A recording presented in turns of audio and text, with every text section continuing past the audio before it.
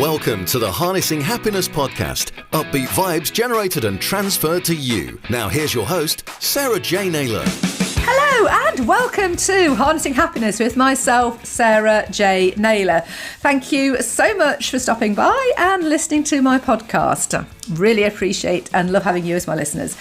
So today I have the fabulous Angela Cripps with me, and I'm going to hand over to Angela to introduce herself because, as my regular listeners will know, I love my clients, my guests. I've got my work head on. I love my guests to introduce themselves because they can do it far more eloquently, as you can quite obviously see, than I do myself. So Angela, over to you. Please do introduce yourself to my fabulous listeners. Did you just do that to reiterate your point? I think so. We may be clients and customers at this point because we are looking to work together. So who knows what's going to happen. I'm Angela Cripps. I'm the MD of the Recruiting Gym, which is both online, face-to-face, hybrid training, coaching and consultancy. We're a team of 20 coaches and we're in 89 different countries all around the world. We're truly global, and I've been working in the recruitment industry for coming up for 33 years. I love it. It's my passion. It is one of the things that makes me happy as well, working with recruiters. So that's a little essence of me. I didn't realise that the Recruiting Gym was across so many different countries. That's awesome. Absolutely amazing, because it's a really relatively new business, isn't it? I mean, and how that evolved was all down to, you tell my listeners, do tell the story, because I think it just encapsulates the opportunities that have been presented and when people actually seize those opportunities. So yeah, fire away, Angela. Yeah, so this all started 2.5 years ago with Alex Moyle, who'd been in the recruitment industry about 25 years. He wanted to get a community together, to work together, to support each other, and that's where the Recruiting Gym started. I then got involved and wanted to put one of my courses online on his platform. We started working together, realised we had the same values, we worked really well together. And when COVID hit, I got more and more involved, and actually he made me MD in the summer because it was like, well, yeah, you're pretty much running it. Let's make it official. And then by the end of the year, he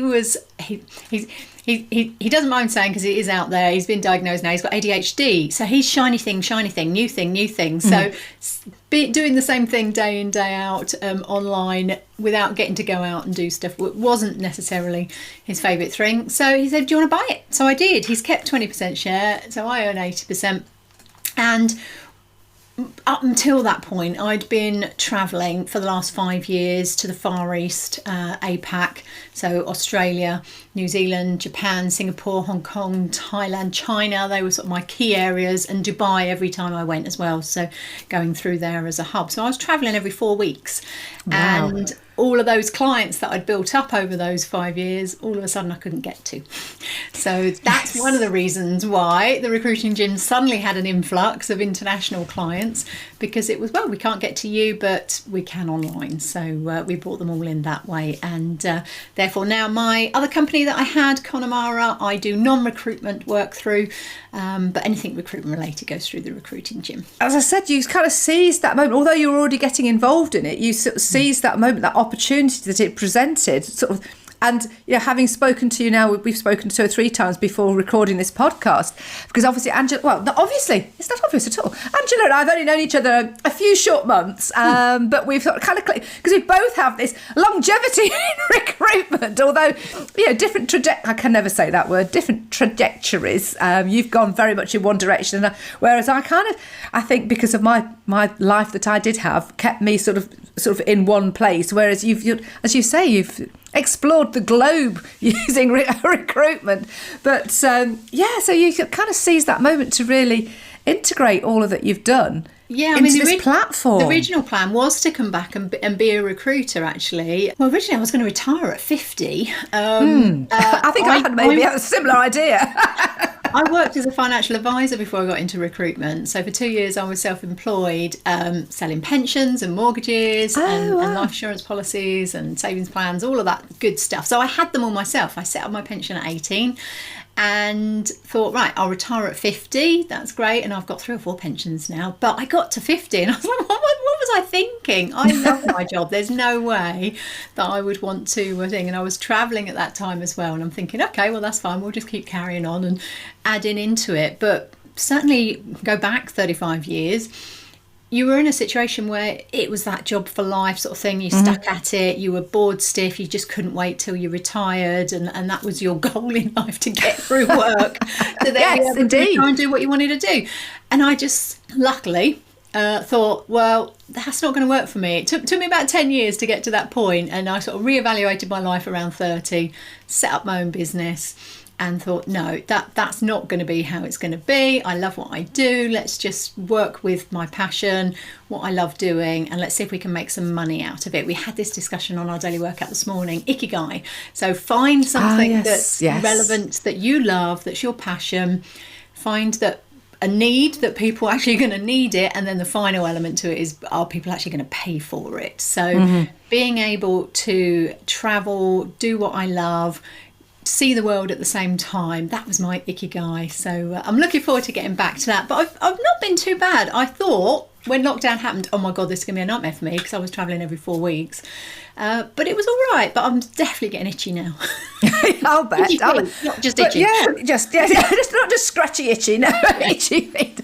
You really do epitomise, all that I sort of believe in myself. You talk about the Ikigai, but it is about connecting with your talents and your passions, following your flow, to live your life on purpose, to fulfil your potential. But it's not everybody kind of gets that. And like you said and alluded to before, I mean, I've been in recruitment a little bit longer than you have, but we've both been in it sort of for 3 decades at least.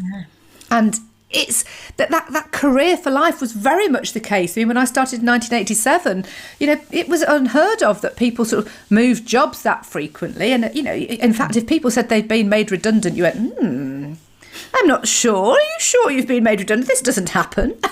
Whereas now it's like second nature. People are, businesses are moving staff around, cutting and shaping and redoing, whereas things have changed dramatically.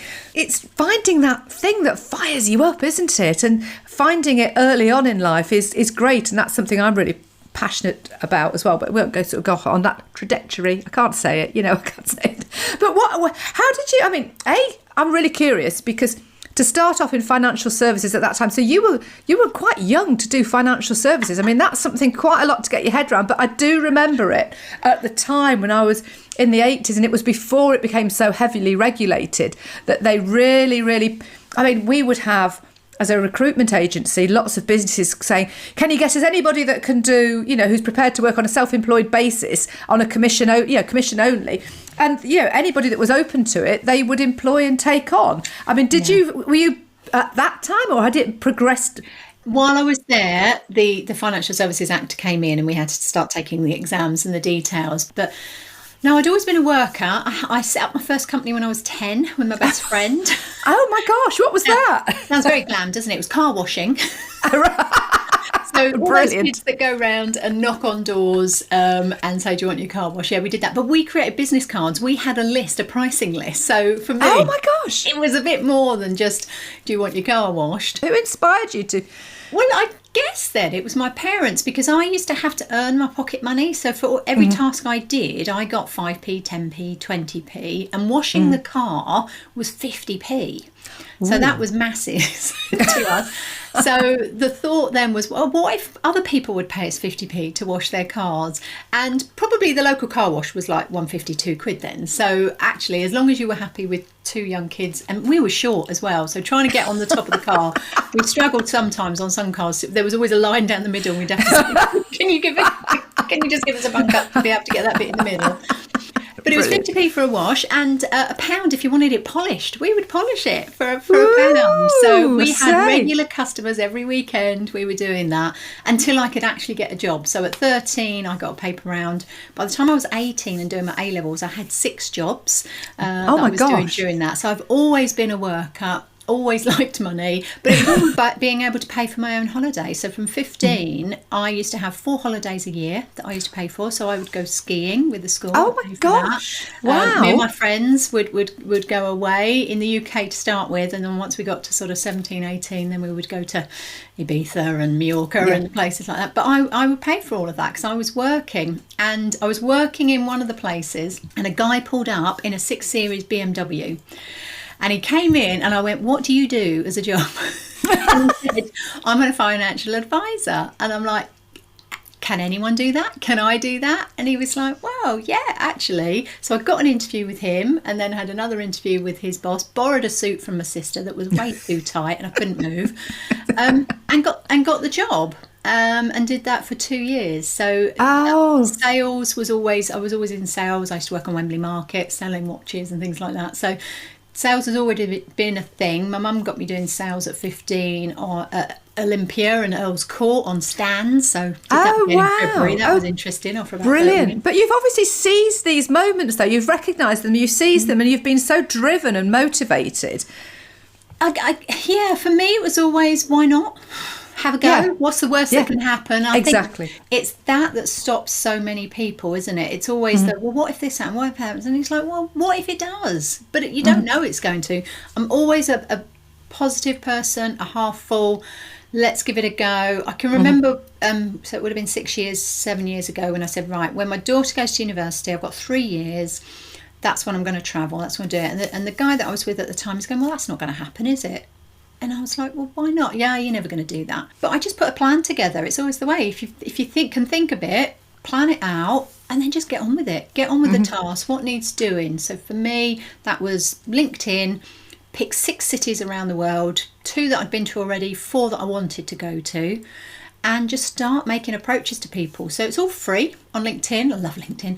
Haven't paid them a penny. Got all these connections, and then anyone that sort of bit, so I wasn't selling at the time, but just approaching, and if anyone was interested, I'd then say, well, look, I'm going to be out there in the next couple of months. Would you like a meeting? Let's plan it in. Let's see how we can work. And then I'm planning to be there every quarter, because I'd go north to sort of Asia, and then I'd go south to Australia. So that I would be in their location every 3 months, but I'd be traveling every 4 weeks for 2 weeks. So I mean, it's doable. You've just got to work it out as to how you're going to do it and put a plan in. I usually have a bit of a contingency plan, but to be honest, it's always worked. I've never had to worry about it. It's having that confidence, isn't it? I mean, you're talking about sort of setting intentions and through setting the intention, working out the process and how you're going to get there. And then accepting that sort of, well, if it doesn't happen, it doesn't matter. I'll take whatever arrives. And that takes that fear factor, that worry, and also the time consumption that goes with worrying and procrastinating and not doing things. If you just go, right, that's it, I'm doing it, I'm going for it. But having that clear intention is really powerful, because you just can get on and do it, can't you? You just know what you want to do. So I want to just rewind back a little bit, though. How did you get into recruitment? And what is it that's made you so passionate about recruitment? Yeah, so it wasn't planned, like most of us back then. I'm glad to say people do plan to come into recruitment now. They see it as a career, which is lovely. But one of my jobs during my A-levels was a general assistant in the kitchens working for Blue Arrow. So myself and a couple of friends, we'd go down there, and during the holidays we would work 9 till 3, get fed during that time, so I didn't have to pay for any food or anything, earn the money. And I think so I was earning about 90 quid a week doing that, and during school hours, the school time, I was still earning 90 quid a week from all the bits and pieces, the other 6 jobs. So I knew Blue Arrow. Yeah, I mean, who had your P45? That's what I want to know. Yeah, it moved about a lot. But students, actually, you didn't have to pay. You didn't have to pay tax, did you? So you got it tax-free under 18. So your national insurance, but not tax. So I was aware of Blue Arrow. I'd been working for them. So when I needed a job, when I wanted to move out of the financial services, and I've been a PA to the director and 40 sales guys for the last 6 months while I was there. Got all my sort of administrative skills and coordination and time management and dealing with difficult people and all of that coming through. Went to Blue Arrow and said, okay, I've been doing sales, just sales, commission only sort of for 2 years. I don't want a sales job. What have you got? And it was Julie Polton, who's now Julie Food, interviewed me at that point. She spent some time with me and said, you know what, I think you'd be a really good recruiter. Let me introduce you to my boss, so Michelle Nicholson-Rolls. Had an interview with her then went on to the regional director. So I had 7 hours of interviews to get into being a recruiter because I was still very young. Yes, well, that actually played a point in those days. Yeah, good point. Yeah. So I got a lot of challenging situations. I had the area manager, so I had 4 interviews, of 7 hours. The area manager, as I walked in, she went, well, you can't wear that. I had a beautiful tailored trouser suit. This is like late 80s. Women weren't allowed to wear trousers. Oh, I've got a story about that too. Yeah. So I was like, great way to start an interview. Yeah. And my best suit, I can't even wear. So what was your story then? Oh, very quickly. I mean, I worked for Kelly Services at one point, and it was when Kelly Girl had become Kelly Services, and that would have been the mid 90s early 90s, 91, it'd be about 91, 92. And I just took it upon myself to wear a trouser suit to work. And the uniform was, as you're just alluding to, the ladies, the girls wore usually a navy skirt suit with a shirt and blouse. But I just thought, do you know what? I'm going to wear if I want to wear a trouser suit, the boys can wear a trouser suit. I haven't got a problem with boys wearing skirts, so why should anybody have a problem with me wearing trousers? I will wear trousers, and that was it. Enough said, and then people started to wear trousers to work. Well, it was only when we had a management buyout and the directors, 4 directors, bought the company from the Barrow Group or Manpower Group, kept going backwards and forwards. Mm-hmm. Stock scandal there, look into it, one of the biggest in the UK. But we had to get quiet about that.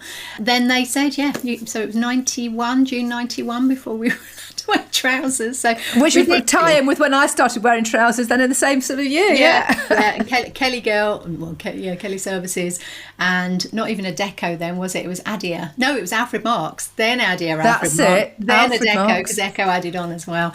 So Alfred Marks. Poor people listening, they were thinking, these two know too. But there would be people listening going, oh my God, I remember Adia Alfred Marks. Yes, and it just got longer and longer as they kept adding companies on, and then they finally decided to pull it all together.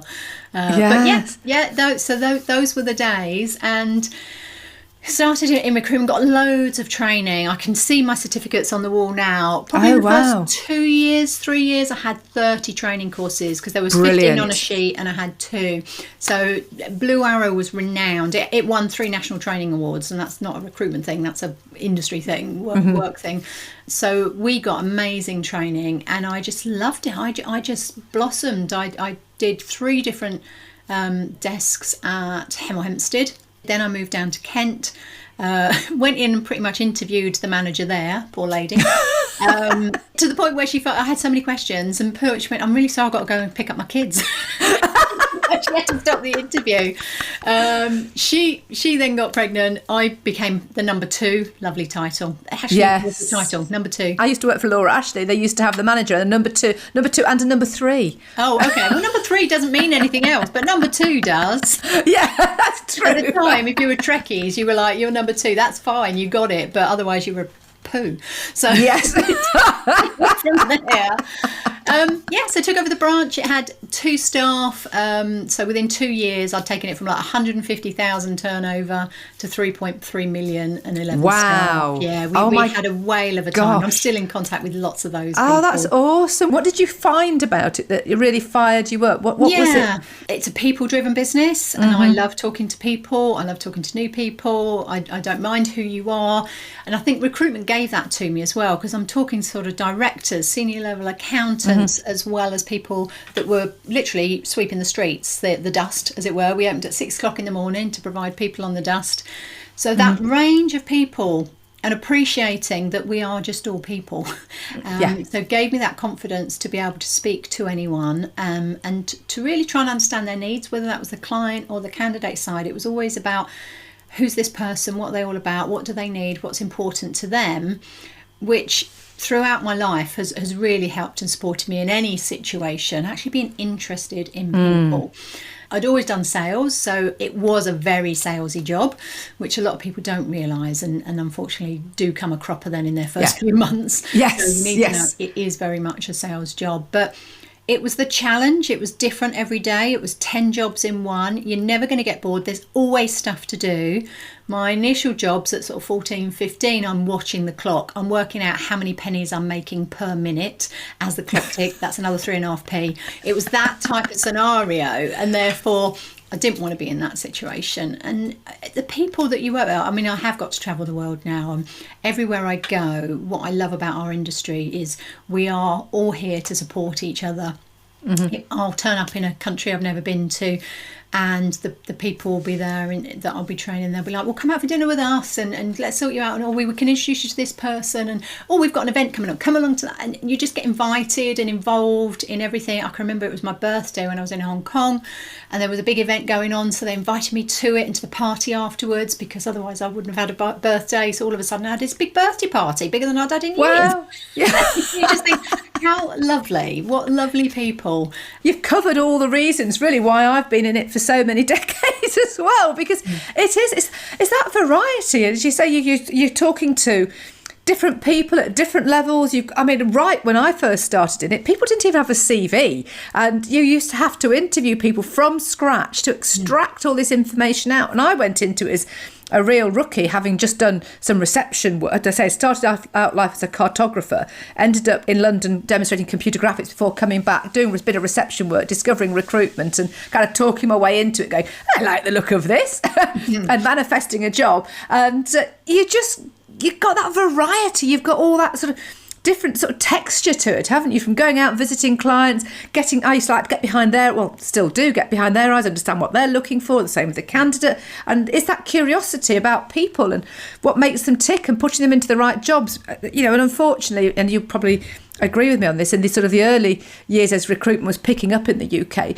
unfortunately there was a sort of a raft of this bums on seats sort of approach, and recruiters being sort of tarred with a brush that wasn't really appropriate for many of us, because we were passionate about what we were doing, and you want to take care and you want to look after and you want to make sure your candidates are looked after and go to the right jobs and with the right employers, and likewise make sure the clients have got the right candidates for the job, because you're only as good as the last placement, really, aren't you? And that bums on seats situation, unfortunately, it was those recruiters that were just in it for the money, and that's the difference that I've seen. It's the ones that love what they do, are interested in the people, that want to make a difference, and that's what's great about recruitment, is you can change people's lives overnight. You can make a huge difference, and the client and the company. I had a company that was very open with us, but asked us not to share with the candidates that we were going to recruit 4 salespeople for them, and they said, look, if it doesn't work out, if they're not any good, we're gone in 6 months. So let's get this right. And yes. that was mid-90s. That company now supplies something like 80% of the recycled paper in the world. Something ridiculous. Wow. So, yeah, I mean, literally, that could have been gone and we could have lost that. So therefore, yeah, you as a recruiter, you have the power. And I think that's what's being noticed a lot more at the moment. There has been a big shift around. Obviously, there's a lot of people that have exited work, taken early retirement, people who've gone into self-employment, and it's had a real impact on the sort of movement of people who are still sort of resistant about moving.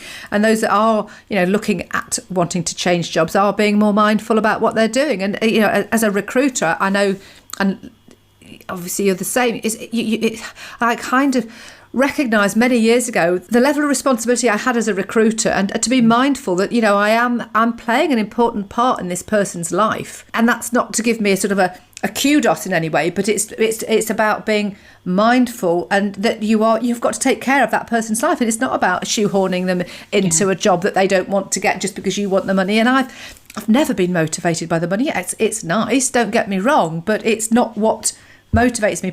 Filling a job and getting it done and going, yes. I mean, I had an unusual brief last year to find, it was a new client that I was introduced to, and they wanted me to find their unicorn for them. They wanted a Romanian-speaking office manager to be able to liaise with the contractors that they predominantly used, that were a lot from Romania, and but equally so had got sort of admin recruitment and all of this. So it was a real, but found her. and there's nothing better, is there? So satisfying, isn't it, when you do actually find them and they want the job and it works and they get well on the interview. You're like, yes, this is perfect. But that's what we do. That's what it's all about. So, and it's what fires you up, isn't it? It is exciting, and like now we're moving into this new sort of era of people spending more time about looking at what it is that they want to do. And as you say, it all ties in with sort of happiness, because if you're happy at work and you spend so many hours at work, that radiates out into your personal life. So if you're not happy at work, you're going to send that out into your outside life. But if you're happy at work, you radiate it, I radiate it, because we enjoy what we're doing, and it sort of just it expands outwards, and we only attract sort of happy sort of people on a similar sort of vibe back in. It's that old adage, isn't it? Yeah, find a job that you love and you'll never work a day in your life. So exactly. That's where we are. Well, my original plan at 50 was obviously then to travel the world, work hard, earn the money, and then go and travel, because I didn't get to do that in my 20s. It was all work, 14-hour days as a recruiter. But got to 50 and then it was like, yeah, no, I don't need to stop the work. I can combine the two, and therefore I can get clients to pay for my travel all around the world, split it amongst all the ones that I'm doing with. So a lot of the time it worked out that the airfare that I was charging clients, let's say in Hong Kong, was less than a peak ticket from Derby to London, where I was living at the time, because I'd split it amongst them. I would travel economy, and that's why they chose me, I think, to start with, because they were like, yeah, we have people come over here, but they always fly business and it costs us a fortune. And I was like, look, I've got no airs and graces. I'm happy to fly economy, and because I was doing like 35 flights a year, so I'm glad I'm not doing that now. My appreciation of the environment has got much higher over the last 2 years, so I won't be doing that anymore if anyone's going, 35 flights a year. But it meant I got upgraded all the time.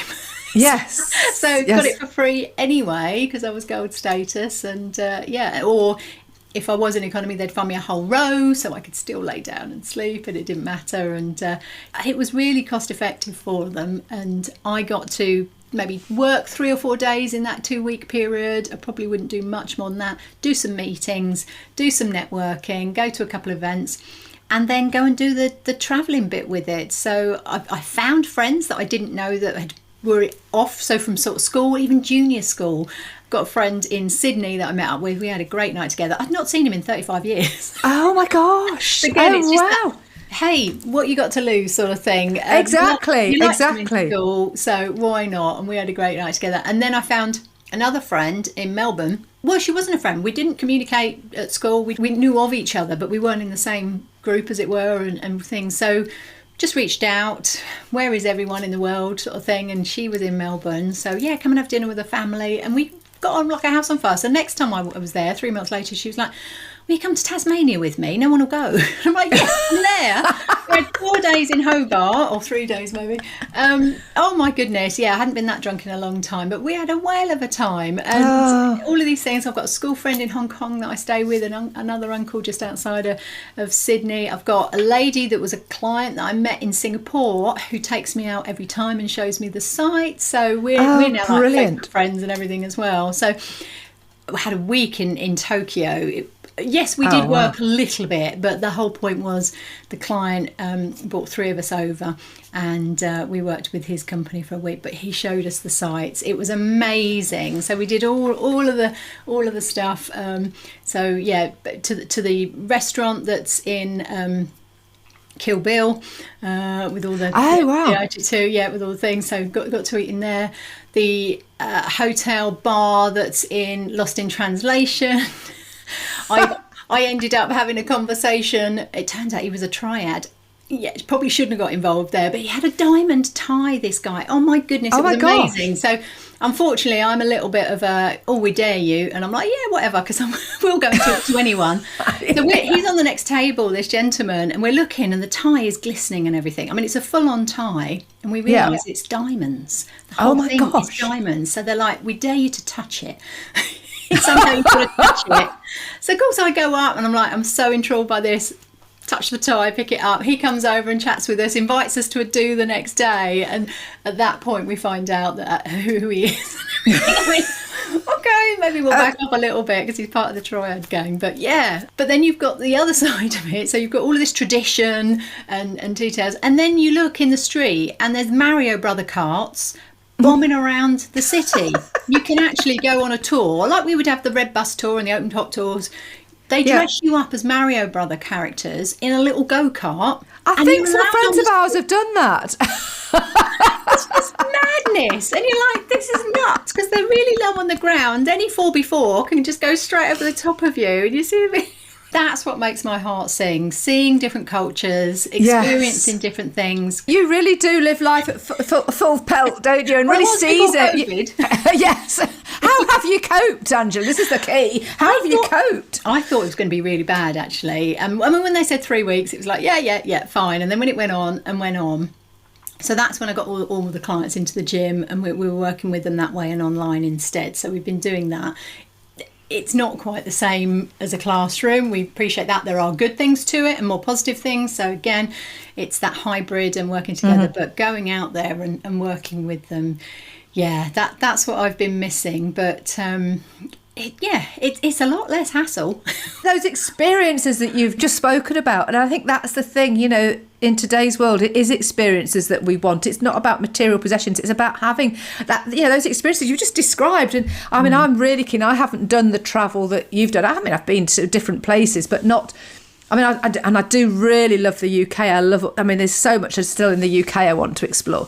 But since I've been doing the podcast and all that I've done myself over the last 12 months, and I've got contacts globally. In fact, I've just found out this morning I've had a download in El Salvador. I've got people that have downloaded my course globally, and we're talking about South America, Southeast Asia, down into Africa and places all over, just all over all the continents, and it's just fascinating. In fact, as of recording, it's 12,200 all-time downloads, which is awesome.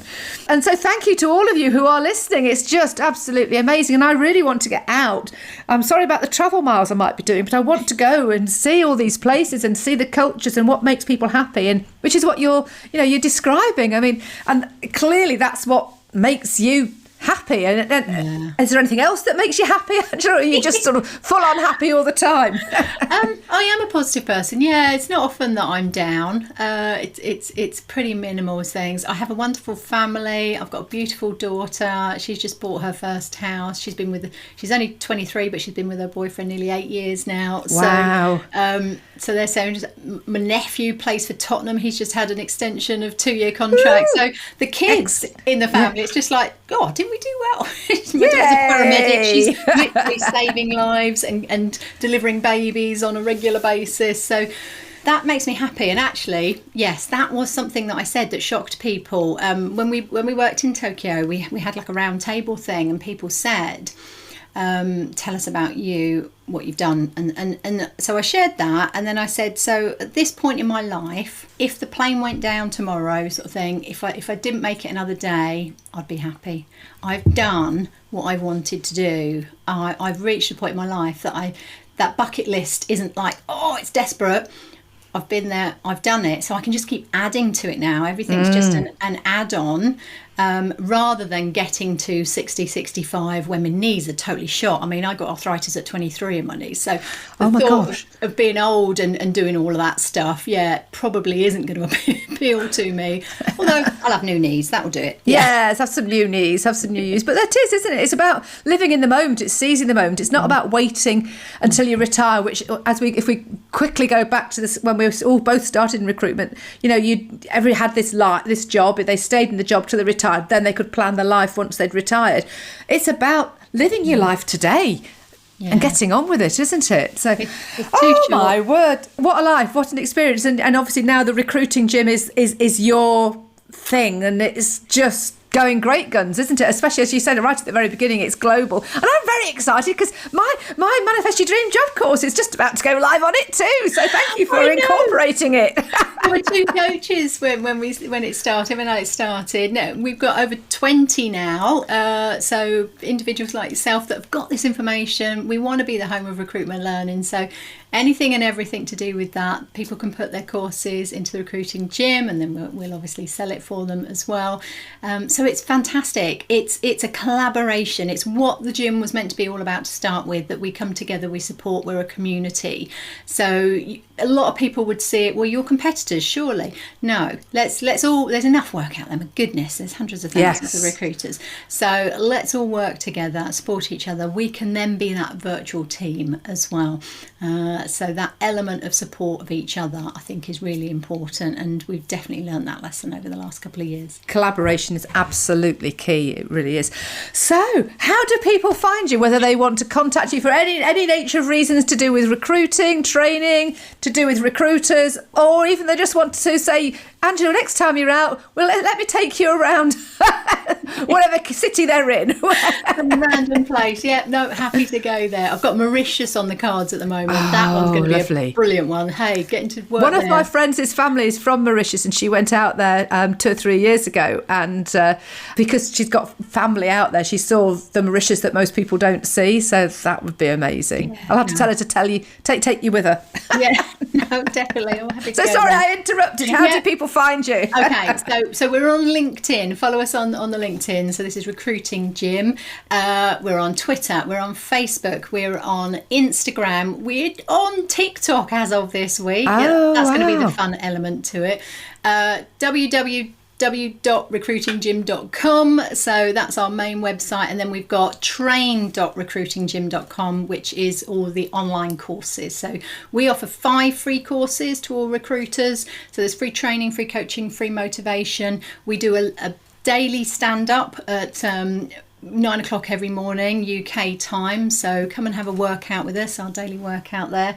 10-15 minutes, interesting topics, subjects with an action to go away and do for that day. So if you want to grab your coffee, get your day started, and then it will give you a bit of focus that you can do something that day that will make a difference to your business. We're here to help. Awesome. Thank you so much, Angela, for sharing so much. I hope that's given all of my listeners an insight to how recruitment actually is in all reality when you love what you're doing and you take care of the clients and candidates that you've got. So thank you once again to Angela, and this has been myself, Sarah J Naylor at Harnessing Happiness. So if you've enjoyed this episode, please do rate, review, and sort of follow or subscribe, whatever you do on your usual platform. And until next time, thank you. And goodbye. Have a great few days, week, weekend, wherever you are, whatever time it is you're listening. Take care. Goodbye. Thanks for listening to the Harnessing Happiness podcast with Sarah J Naylor. If you took value from the content, please follow the show on your podcast app. And to find out more about Sarah's APE mindset, visit sarahjnaylor.com. That's Sarah J Naylor.